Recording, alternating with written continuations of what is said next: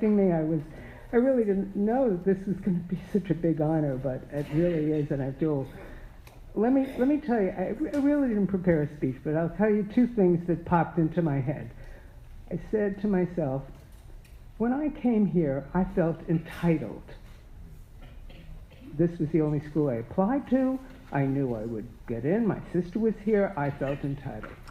When I came here, I felt I did not feel privileged. My friends went to out-of-town college, and I did not feel especially privileged. Shame on me. Shame on me. And it wasn't long before all of that was reversed, because I was not entitled. I was privileged. And let me tell you some of the things I was privileged about. First of all, I had 40 faculty members who were stellar. They worked 5 courses a semester. They worked hard. They were mentoring us. I had 2 faculty who were disasters. Now, if you know statistics, 2 out of 40, that's beyond the chance level. So it's very chancy that you would have 2 faculty members who were disasters. So one was drunk, came to class, I learned nothing. I did poorly. I think it was my only C. And I learned you were responsible for your own learning. You're responsible. That's what I learned from him. So I learned a lot. The second one, who was a disaster, was my introductory to education. It was 1954, May, and it was the Supreme Court decision of Brown versus Board of Education. And he came in and was opposed to it. I nearly fell off the chair. And here we're looking at him. This is Brooklyn College. How can you be And we took him on. We took him on.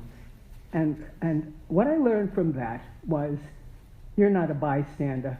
You will never be a bystander. I wasn't a bystander in high school, but I learned how to be a bystander, not to be a bystander at Brooklyn College, because we could talk, we could confront, we could do, now, my husband, I married him, he's not a bystander, never was. He's my hero. He takes on a whole bunch of things. So there you go. 53 years of not being a bystander. We are not bystanders. Anyway, so that was another thing I learned at Brooklyn College. Now, I also wrote myself some notes about 3 weeks ago, and I said, what would I say? I want to talk about the organizational culture, which is what you said. These are my notes.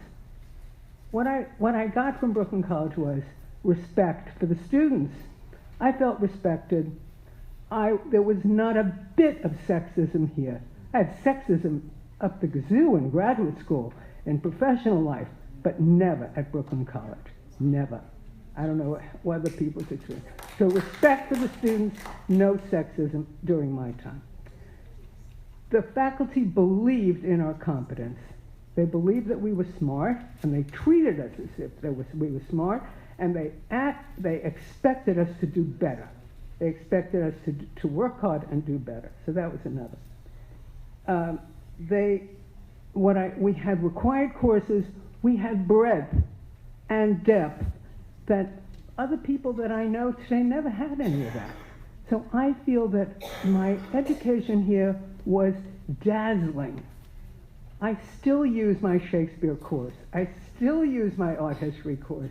I'm a museum buff. All of those things were gifts to me, and they're gifts to my children.